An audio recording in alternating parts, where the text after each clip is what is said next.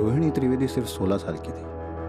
कायदे से इस उम्र में उसे स्कूल में होना चाहिए था, पर उसकी शादी करा दी गई थी, वो भी उससे दुगने से भी ज्यादा उम्र के आदमी के साथ। उसे उसकी मर्जी पूछना किसी ने जरूरी नहीं समझा।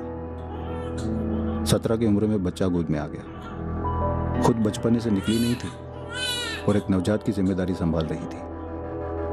अब रोहिणी 37 साल की है। अब वो अपनी मर्जी जताती है।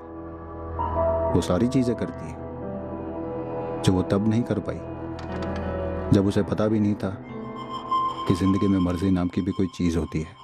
एक तो आप जबरदस्ती मेरे घर से मुझे उठाकर यहाँ ले आए, इतनी देर से बैठाकर रखा है और वही सवाल पूछ रहे हैं जिसका जवाब मुझे पता ही नहीं है। आपको क्या लगता है कि मैं डर जाऊंगी? इस तरह से सवाल पूछने से मैं सारे इल्जाम कबूल कर लूंगी?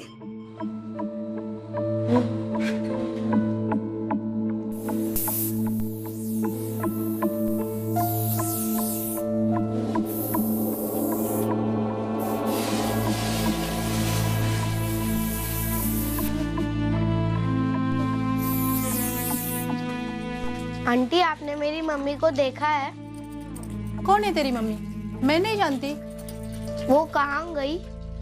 बेटा, मैं जब जानती ही नहीं तेरी मम्मी कौन है, फिर कैसे पता चलेगा कि वो कहाँ गई?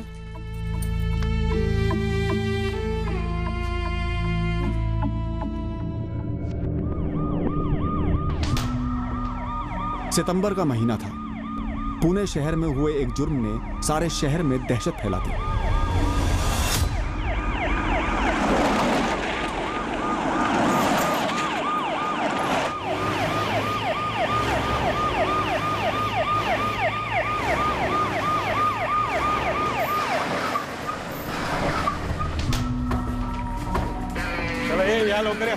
ये चल पकड़ा बाजूला क्या?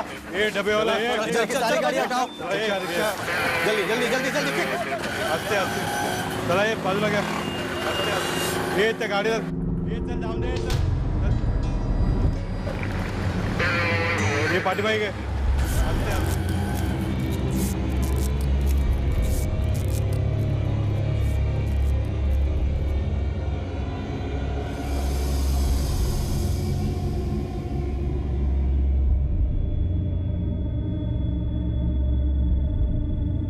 हमें 2 लावारिस बोरियों की खबर मिली थी। किसी अज्ञात आदमी ने फोन किया था, बोला था कुछ गड़बड़ लग रही है। जब हम पहुंचे हमें भी वही लगा।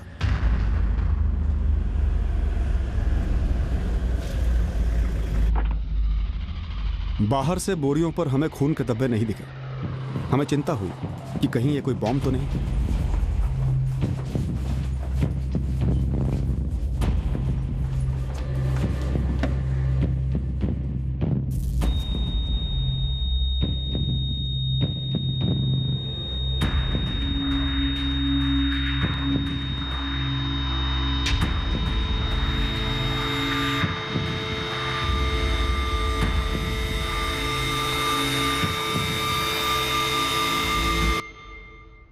सर, कोई एक्सप्लोसिव नहीं है, मगर बदबू आ रही है काफी। लाश हो सकती है।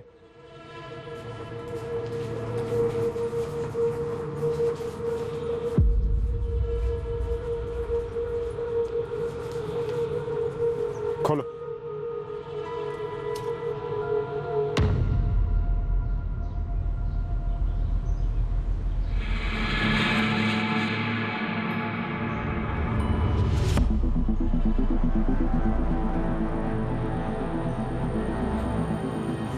अंदर एक प्लास्टिक बैग है सर। इसमें भी? दोनों को बाहर निकालो।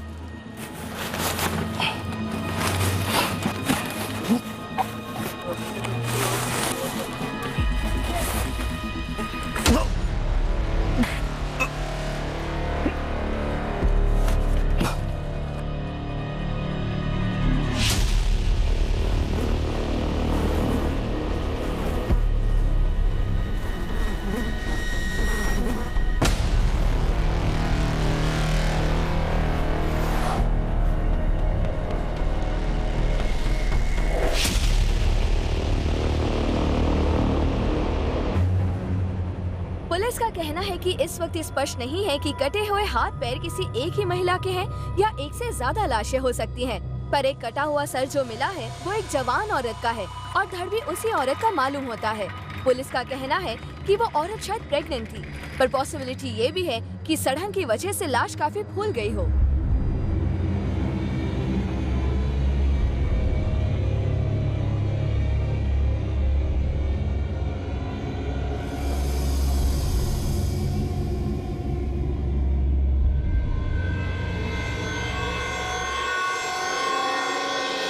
मेरी टीम लगी हुई है बॉडी पार्ट स्टिच करने में।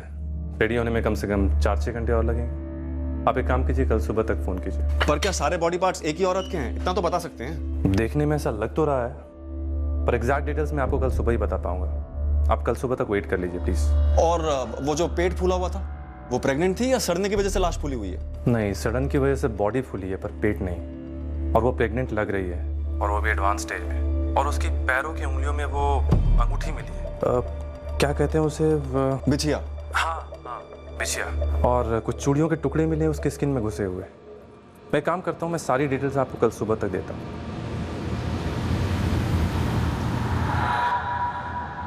एकदम सड़ गई है, फिर भी भेज दो, सभी पुलिस थानों में भेज दो।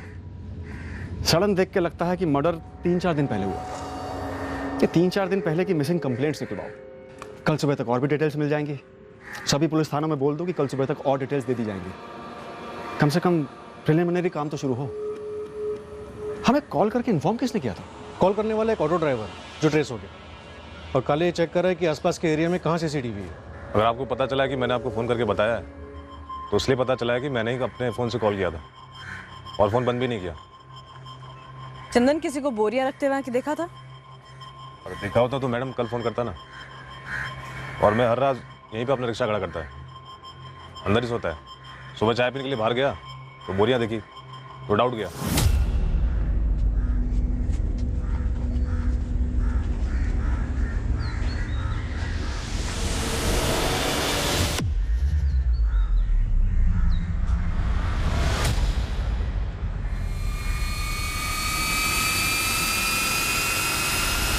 बोरे के बाहर तो खून लगा नहीं था, तो फिर कैसा डाउट?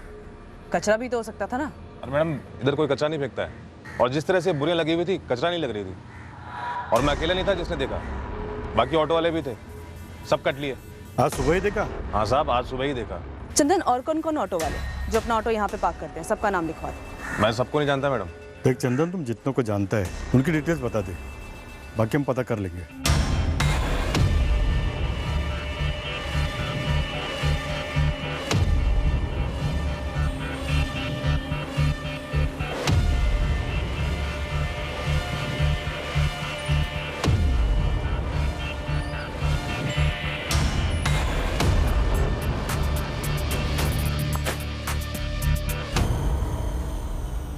आरएम सीमेंट के एंगल को अगर कंसीडर करते हैं तो सारे डिस्ट्रीब्यूटर, रिटेलर और सेल्स वाले सबको टटोलना होगा।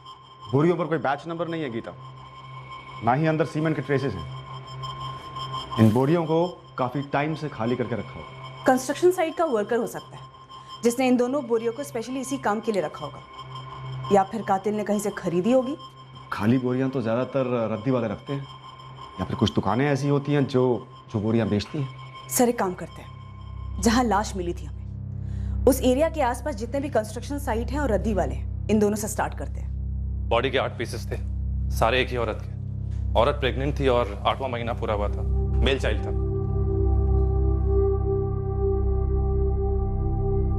काटने से पहले कैसे मारी गई? पूरे बदन पर कई घाव है, शायद गला घोटा गया होगा, क्योंकि और कोई कॉज ऑफ डेथ नजर नहीं आया। और बॉडी को इतने क्लीन तरीके से काटा गया है कि कुछ भी कहना मुश्किल है। 31 और 38 के बीच की रही होगी। Time of death? आपको मिलने के कम से कम 48 घंटे पहले मारी गई। आज 7 सितंबर है, तो आप 4 सितंबर पकड़ लो। 4 को मारी गई, 6 को लाश मिली, यानी 5 को लाश कहीं रखी गई होगी और फिर काट कर ठिकाने लगा दिया। पॉसिबिलिटी है, लेकिन एग्जैक्ट डिटेल्स तो आपको कौन ही बता पाएगा जब आपके हाथ आएगा। आप पैर के बिछिया के बारे में बात कर रहे थे, और चूड़ियां? हाँ, वो निकाली है हमने, और मेरी एक टीम मेंबर ने कहा कि वो नॉर्थ इंडियन स्टाइल है। सर, इसमें जो स्टोन लगा हुआ है ना, ये ज्यादातर हमारे नॉर्थ साइड की औरतें ही पहनती हैं। नॉर्थ साइड किसी खास जगह से?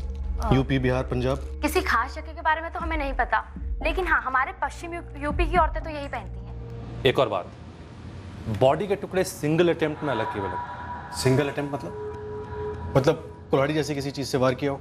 नहीं, ये आर पार की कटिंग। जैसे हाथ को अगर आप देखेंगे इतनी क्लीनली काटा हुआ है, लगता है किसी मशीन का इस्तेमाल किया। मशीन? हर कट को देख के लगता है कि वो इतना स्ट्रेट है, कहीं कोई आड़ा टेढ़ा नहीं। किस तबके की हो सकती है और?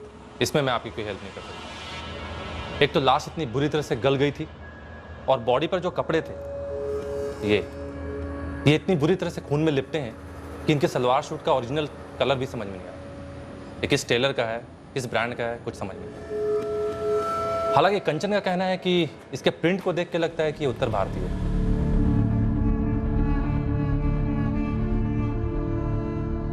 एक बात और, लाश शायद बाहर रखी हुई थी, इसलिए बहुत ज्यादा सड़ गई। जनरली ऐसे केसेस में लाश को रेफ्रिजरेटर में रखा जाता है, लेकिन इस केस में ऐसा नहीं हुआ।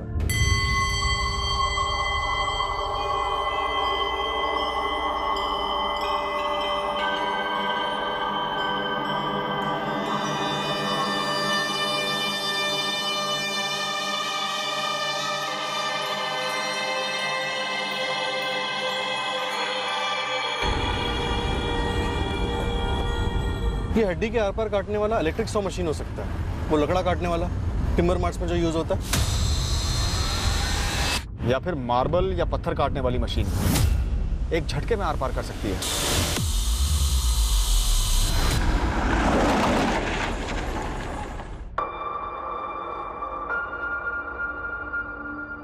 औरत शायद नॉर्थ इंडियन थी, वहां से यहां पुणे आई होगी।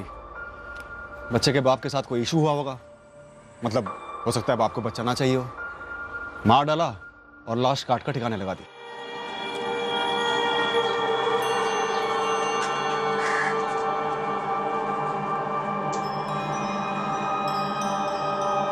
नॉर्थ इंडिया के पुलिस स्टेशंस में केस डिटेल्स भेजें, ये पिछिया की आइडेंटिफिकेशन करवाएं। चांस लेते हैं सर, वैसे भी हमारे हाथ में फिलहाल कुछ है नहीं, लेकिन सबसे पहले साइबर सेल की मदद लेनी होगी। पहले चेहरा तो बने।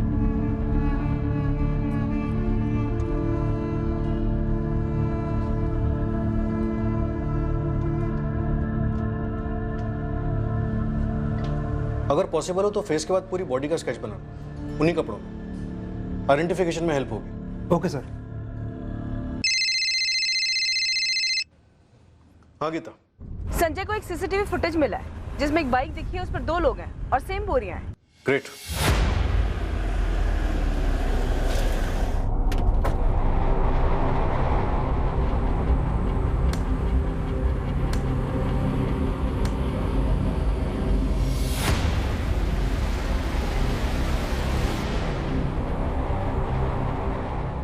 जहां बोरियां मिली उससे थोड़ी दूर की दुकान पर थी ये सीसीटीवी।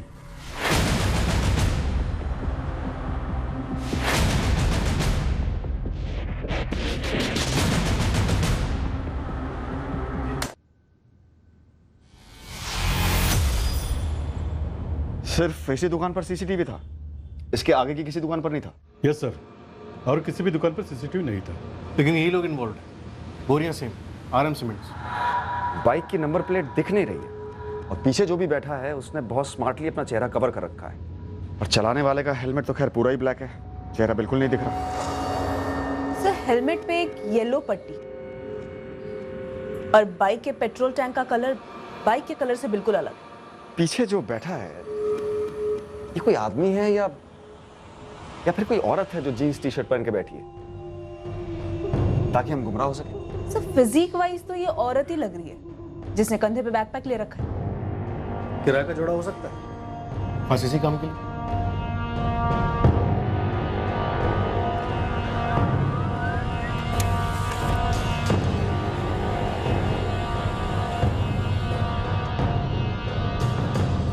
एनलार्ज करने पर भी कुछ खास नजर नहीं आ रहा। फिर भी हिला देते हैं, शायद कोई पहचान जाए। बाइक, हेलमेट, कुछ भी। बाइक पुरानी दिखती है, लेकिन पेट्रोल टैंक अलग रंग का है। नवीन, लोअर मिडिल क्लास एरियाज पर ज्यादा फोकस करो। बाइक मैकेनिक्स और ऑटो स्पेयर पार्ट्स वालों को भी टटोलो। हो सकता है किसी ने हाल ही में पेट्रोल टैंक बदलवाया हो। हमने पूरे शहर में इन 2 बाइक सवार लोगों को खोजा। हमारे सामने जो भी ऑप्शंस थे हम उस पर काम करते रहे। संगीन जुर्म था और इसकी तह तक जाना जरूरी था। हमारा नेटवर्क भी काम पर लगा था, यह पता करने कि शायद किसी ने इन दोनों को पहचान लिया हो। मीडिया के थ्रू हमने इस केस को काफी पब्लिसिटी दी। हमें लगा था इससे शायद कोई औरत को पहचान ले। औरत 8 महीने पेट से थी, 1 महीने में डिलीवरी होती। इस एडवांस स्टेज में किसी ना किसी गायनेकोलॉजिस्ट के पास तो गई होगी, कोई मैटरनिटी होम जहां डिलीवरी होने वाली थी। एब्सोल्युटली सर, किसी ना किसी हॉस्पिटल में अपॉइंटमेंट तो जरूर लिया होगा डिलीवरी के लिए। डॉक्टर ने डेट्स दी होंगी चेकअप के लिए, ड्यू डेट दी होगी, लेकिन ये अब कभी नहीं पहुंच पाएगी। आई थिंक हमें सारे ऑब्स्टेट्रिशियन, गायनेक और मैटरनिटी होम को टारगेट करना चाहिए। Hello, Somlal maternity hospital. Hello, Vibho nursing home. Hello, Ragini maternity hospital.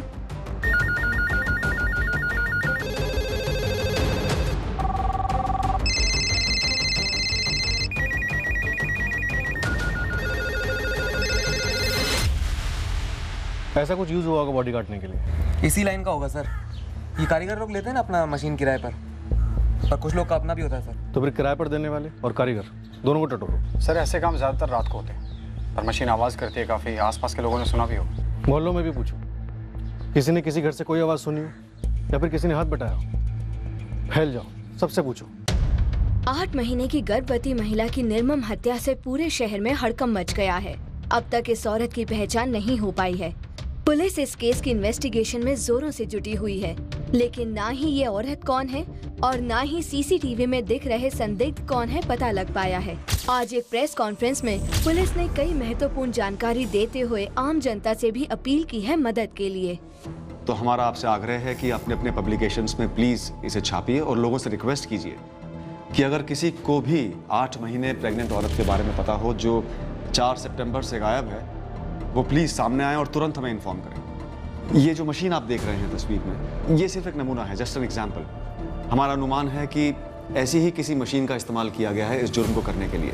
हमारा ये भी अनुमान है कि मुजरिम कोई ऐसा शख्स हो सकता है जो पेशे से इस तरह के औजार का इस्तेमाल करता हो। तो हमारी रिक्वेस्ट है कि किसी को किसी पर कोई भी शक है वो प्लीज़ आगे आए और हमें इन्फॉर्म करें। टिप देने वाले की आइडेंटिटी को गुप्त रखा जाएगा और सही टिप देने वाले को इनाम भी दिया जाएगा।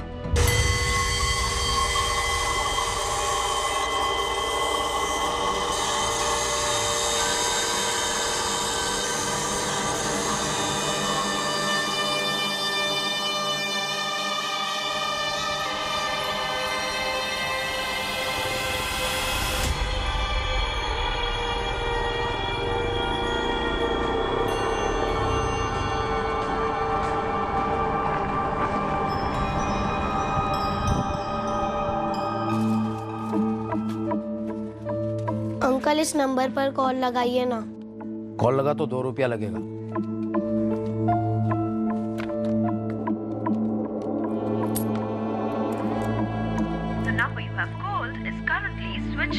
फोन स्विच ऑफ है। वापस लगाइए ना। बेटा फोन बंद रखा गया है, तुम एक काम करो, बाद में आ जाना। जब सामने वाला फोन चालू करेगा तो तुम्हारी बात हो जाएगी। मैडम, एक आबिदा शेख हैं जिनका अपॉइंटमेंट 9 सितंबर को था, लेकिन वो 9 सितंबर को आए ही नहीं। नंबर है आबिदा शेख का? जी है, एड्रेस भी है। लिखो। Thank you.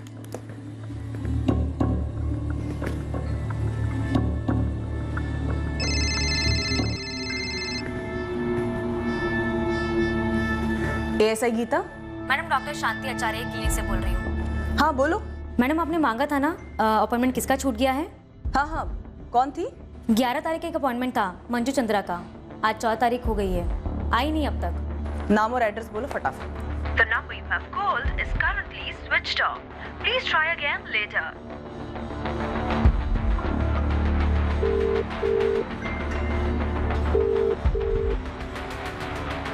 जयकर, गाड़ी निकालो।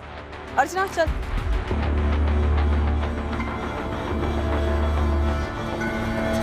साहब कुछ मिला है। क्या मिला है गुरु?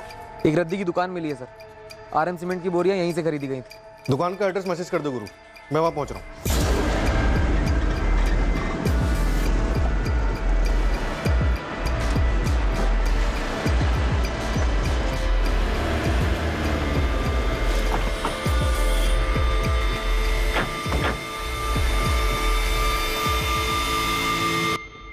अरे भाई, हाउस नंबर 63।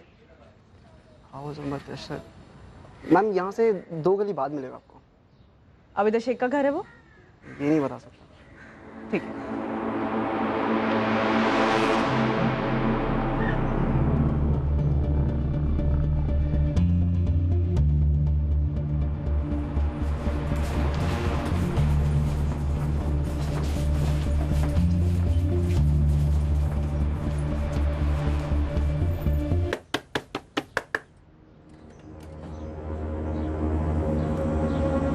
जी, आबिदा शेख का घर यही है? क्यों, क्या बात है? आप कौन लगती हैं उसकी? आप काम बोलो जी। देखो, आबिदा का फोन स्विच ऑफ आ रहा है। या तो तुम उसे घर से बाहर निकालो या मैं घर में घुस के चेक करूँ। क्या चेक करेगी आप? 8 महीने प्रेग्नेंट है ना वो। तो ये डॉक्टर नमिता के पास उसका 9 तारीख का अपॉइंटमेंट था, गई क्यों नहीं वो? उससे आपका क्या ताल्लुक है? देखो, सीधे सीधे ये बताओ वो घर पर है या नहीं।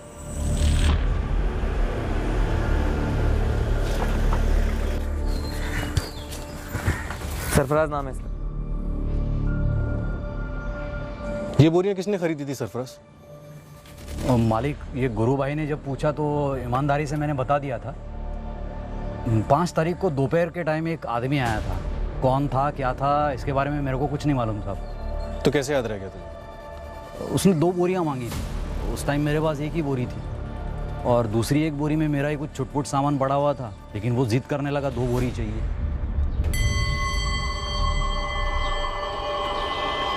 भाई सुनो, गोनी मिलेगी?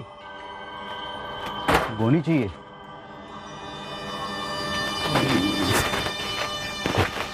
चलो भाई, 25 का एक गोनी।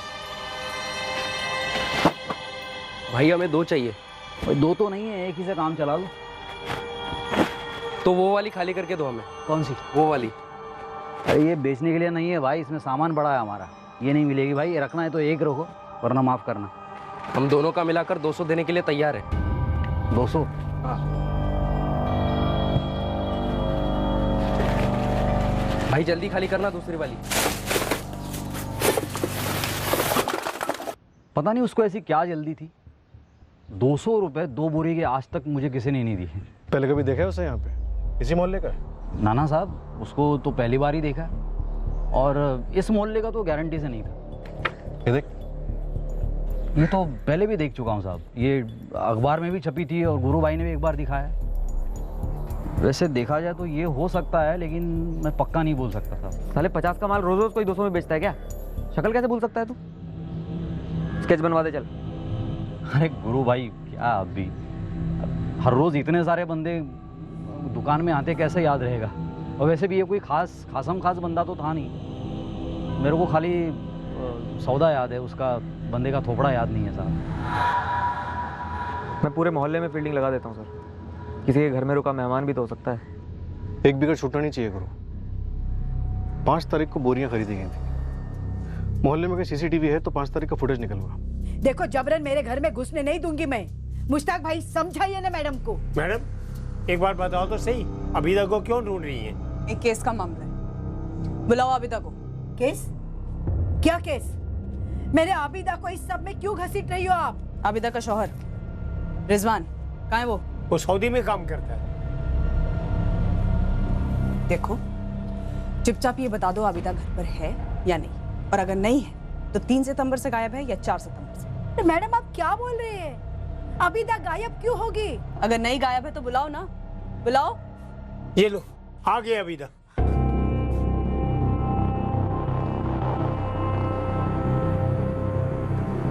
लो, कर लो तसल्ली। अम्मी, अम्मी क्या हो रहा है?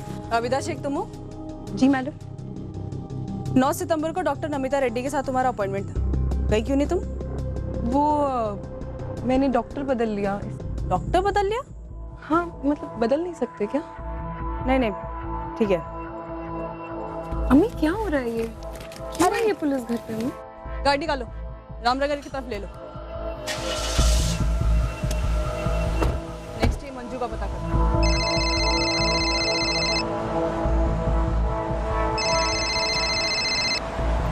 हेलो जी ये किसका नंबर है? इस नंबर से फोन आया था।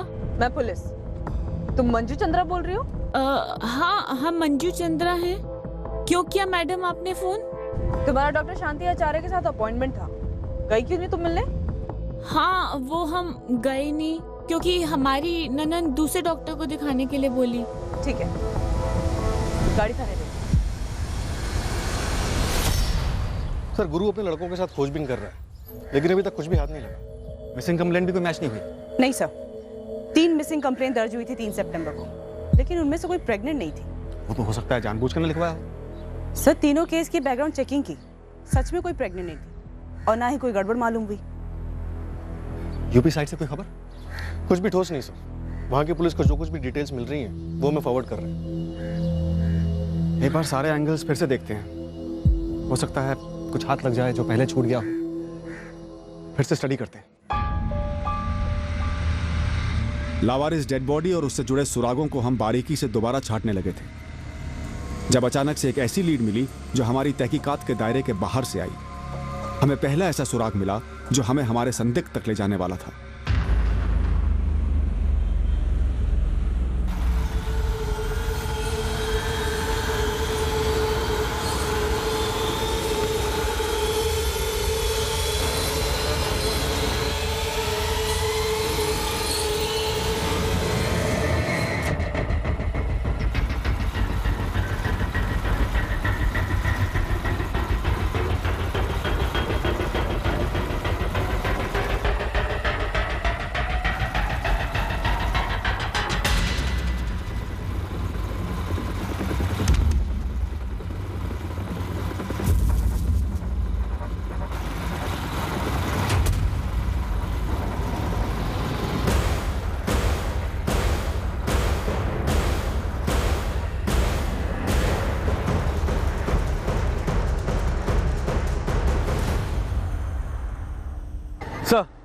सर ये वही बाइक थी सर, मैं 100% कंफर्म हूँ। बाइक का टैंक का कलर भी सिल्वर था और बाइकर ने वही हेलमेट पहनी थी जो हमने उस दिन तस्वीर में देखी थी।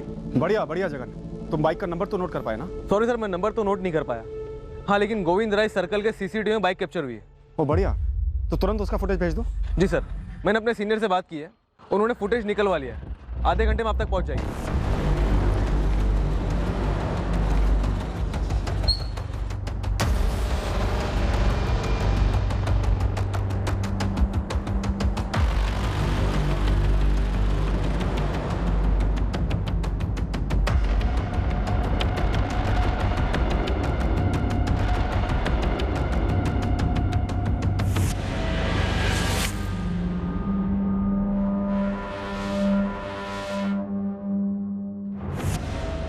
इस कैमरे में बाइक के आगे वाला नंबर प्लेट साफ नजर नहीं आ रहा। सेकंड कैमरा देखते हैं।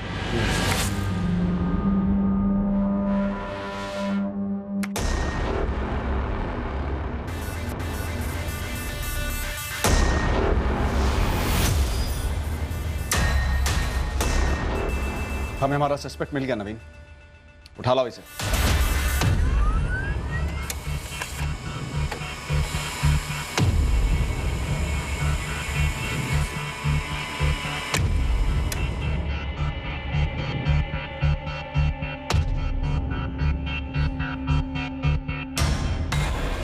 बाइक किसी नारायण जोशी के नाम पे रजिस्टर्ड है और हमें आरटीओ से इसके ड्राइविंग लाइसेंस की कॉपी भी मिल गई। नारायण जोशी, उठा लो।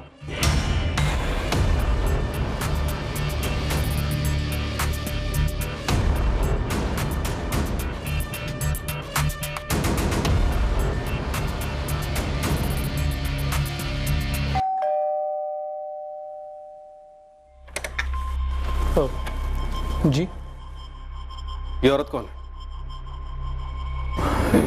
सर ये तो अखबार में थी, वो कटी हुई लाश।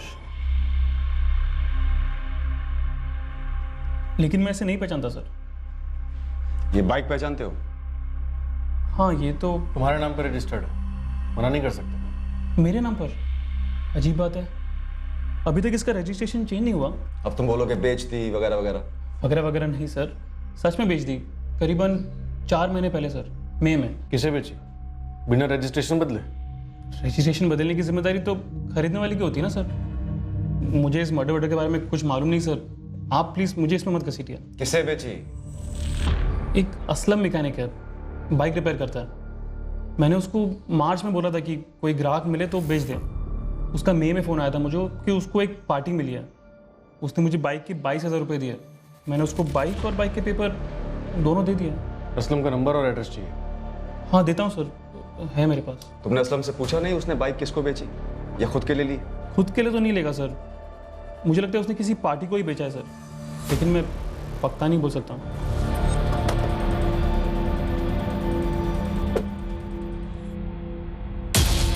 असलम हाशमी कौन है? सलाम साहब, मैं ही हूँ। बताइए ना, कुछ बाइक वाइक दिखाऊँ आपको? फिलहाल तो ये बाइक दिखा, नारायण जोशी की बाइक। ये तो नारायण जी की बाइक है साहब, मैंने ही बेची थी करीब मई के महीने में। पिछले 8 दिनों से ये फोटो लगातार अखबार में छप रहा है, न तू सामने आ ना ही नारायण जोशी। अरे नहीं साहब, आपने नारायण जी का नाम लिया ना, इसलिए फटक से याद आ गया। और साहब अखबार पढ़ता नहीं हूँ मैं पढ़ता हूँ सर, तस्वीर देखी भी थी, लेकिन मेरा ध्यान ही नहीं गया कि ये मेरी पुरानी वाली बाइक है जो असलम ने बेच डाली थी। बाइक किसको बेची थी? साहब उस बंदे का नाम तो याद नहीं आ रहा है। जिस बंदे को तूने बाइक बेची उसका नाम याद नहीं आ रहा तुझे? सच में याद नहीं आ रहा है साहब। और साहब नारायण जी की बाइक ऊपर से टिप टॉप और अंदर से बिल्कुल खटारी थी। वो मुझे कब से कहते रहते थे कि बिकवा दे। तब तक वो बंदा आया और उसको उस बजट में वो बाइक फिट हो गई, तो मैंने उसको बेच दी। साहब ज़्यादा फायदा नहीं हुआ, बहुत छोटा सौदा था।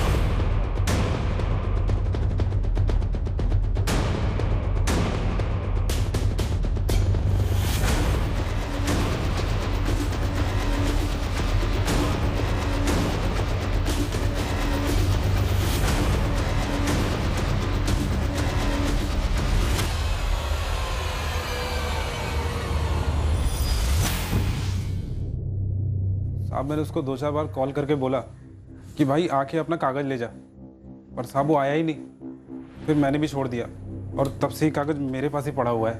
और 4 महीने बाद उसी बाइक पे 8 महीने प्रेग्नेंट औरत की बॉडी ट्रांसपोर्ट हुई।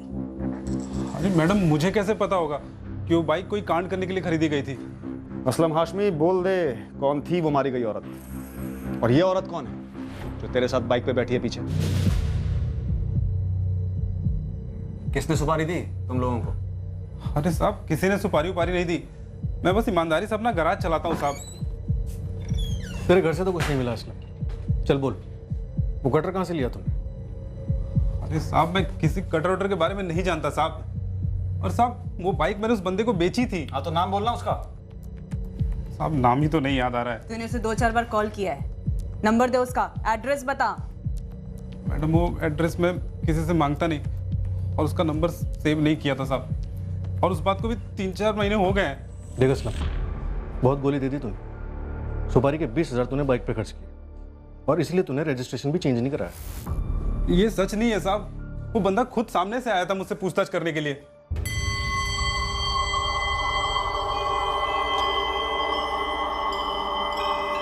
हाँ भाई सुन, तेरी नज़र में कोई सेकेंड हैंड अच्छी सी बाइक है, खरीदनी है?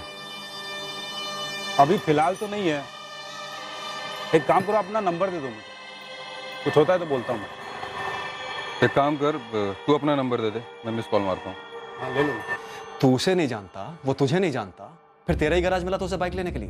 अरे साहब मैं मैकेनिक हूँ और सिर्फ बाइक का। और साहब इससे पहले मैंने कितने सेकेंड हैंड बाइक बेचे हैं, अब किसी ने बताया होगा मेरे बारे में। असलम तुझे उसका नाम नहीं याद, बात कुछ जम नहीं रही है। उसने तुझे अपना नंबर दिया लेकिन तूने सेव नहीं किया, तो तूने उससे कांटेक्ट कैसे किया नारायण की बाइक को बताने के लिए? तू टाइम वेस्ट कर रहा है असलम। बता दे कौन है ये और कौन कौन शामिल है इस मर्डर में? अरे साहब मैं अम्मी अबू की कसम खा के कह रहा हूँ साहब, मुझे सच में कुछ नहीं पता है। उस बंदे को मैंने 25,000 में बाइक बेची और सिर्फ 3,000 उसमें से लिए। साहब आप मोबी नगर में जाके किसी से भी पूछ सकते हो मेरे बारे में, कोई मेरे बारे में गलत नहीं बोलेगा साहब। साहब बेवजह मुझे इस मामले में मत घसीटो। हम नहीं घसीट रहे, ये बाइक तुझ तक पहुंची है। इस केस में बहुत गर्मी है असलम, और तू बता नहीं रहा है कि तूने बाइक किसको बेची।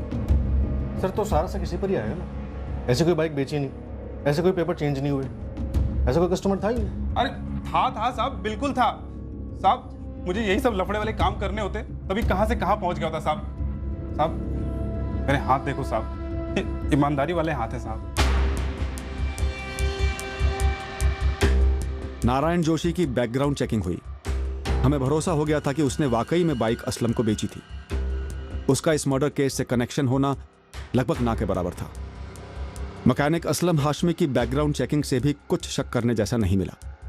उसके भी इस केस से ताल्लुक होने के आसार नहीं दिखे जिसमें एक प्रेग्नेंट औरत का मर्डर हुआ था। असलम हाशमी नाम है, नंबर है 444987646। इस नंबर पर मई मंथ में हमारे सस्पेक्ट के कॉल आए भी हैं और गए भी हैं, तो इस नंबर की टॉप प्रायोरिटी पे कॉल रिकॉर्ड निकालिए प्लीज। हमें उम्मीद थी कि अगर असलम सच बोल रहा था तो उसके कॉल रिकॉर्ड्स में उस खरीदार का नंबर दिखेगा जिसको असलम ने नारायण की बाइक बेची थी, जिसका कटी हुई डेड बॉडी डंप करने में इस्तेमाल हुआ था। काफी कोशिशों के बाद भी असलम सस्पेक्ट का हुलिया याद नहीं कर पाया, ना ही उसके बारे में कोई और जानकारी दे पाया। हम इस केस में कुछ आगे बढ़े तो थे, पर ऐसा लग रहा था कि हम कहीं जाकर अटक गए हैं। कुछ भी याद नहीं आ रहा साहब।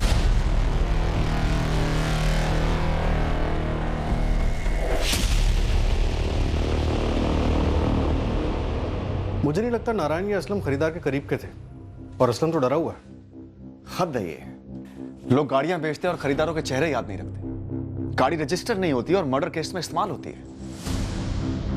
कॉल रिकॉर्ड्स की क्या पोजीशन है? गीता असलम हाशमी के मेके एक नंबर को स्कैन कर रही है।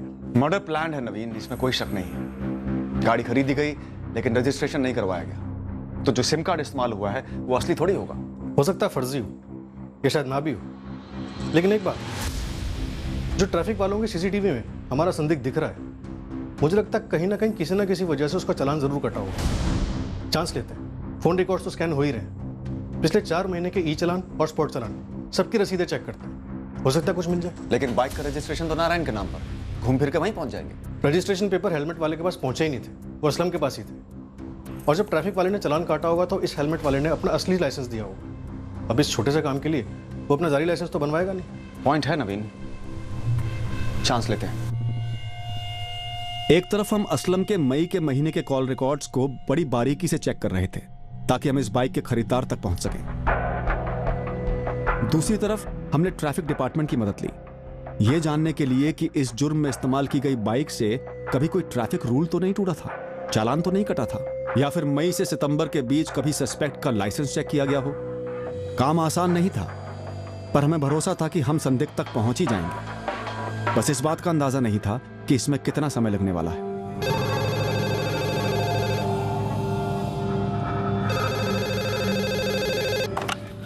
सब इंस्पेक्टर नवीन शास्त्री। सर, बिना हेलमेट बाइक चलाने के चार्ज पर चालान काटा था इसमें, जिसे आप ढूंढ रहे हैं। सर, चालान की कॉपी मिल गई है। कौन है ये प्रसाद? 4 जून और 11 जुलाई 2 बार इसका चालान कटा था। सर, दोनों ही बार इसके पास सेम लाइसेंस था। सर, बाइक का नंबर है MHX1HR54Y3। लाइसेंस नंबर, नाम, पता? लाइसेंस नंबर तो आरटीओ को भेज दिया है सर, लेकिन सर मुझे नहीं लगता ये लाइसेंस नंबर अपने पुणे आरटीओ का है। बिना रजिस्ट्रेशन के बाइक के खरीदार की लाइसेंस की कॉपी हमारे हाथ लग गई। यह हमारे सस्पेक्ट की ही थी, और अब हमारी तहकीकात का एक अलग नया पन्ना खुल गया था। ड्राइविंग लाइसेंस जोधपुर के पास रहने वाले किसी ललित यादव के नाम पर रजिस्टर्ड है।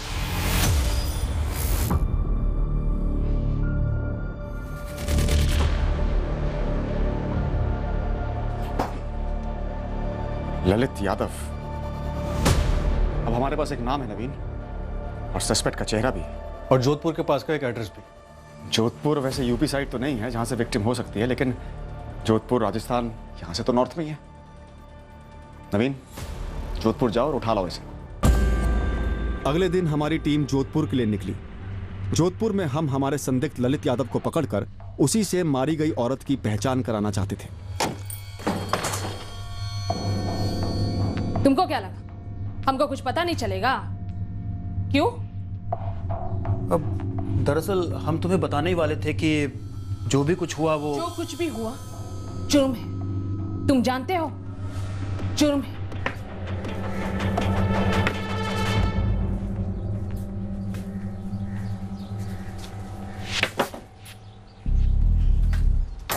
राम राम काका। हाँ, राम राम।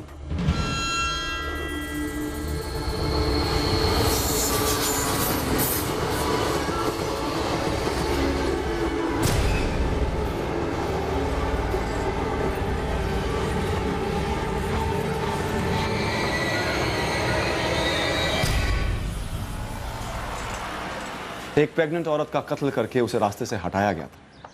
एक साजिश रची गई थी जिसका भेद हमें खोलना था। लेकिन ये एक टफ केस था। हम एक कदम आगे बढ़ते तो 2 कदम पीछे भी जाते। हम अचरज में पड़ गए थे। क्या इस केस में वाकई इतनी बड़ी साजिश रची गई थी, या फिर केस उलझकर अपने आप में एक साजिश लगने लगा था? हम जोधपुर पहुंचे अपने प्राइम सस्पेक्ट ललित यादव का पता लगाने। For more updates, subscribe to our channel, click the show links and enjoy watching the videos.